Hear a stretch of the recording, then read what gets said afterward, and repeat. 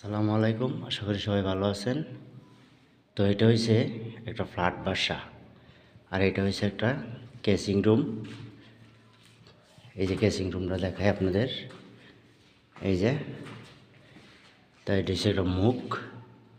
তো এই মুখের সামনে আপনার অদক্ষ মিস্ত্রি এই যে তাক করে থুয়ে দিছে।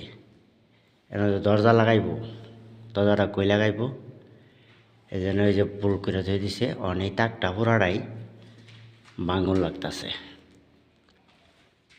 তা বাড়িঘরের কাজ দেওয়ার আগে অবশ্যই বালা মিস্ত্রি যাচাই করে তারপরে কাজ দিবেন, নাইলে যে এরকম এই মালিকে যেরকমভাবে করছে এরকমভাবে নাইলে আবার আপনার ভাঙ্গিয়া খেসারত দিয়া তারপরে কাজ করতে হইব।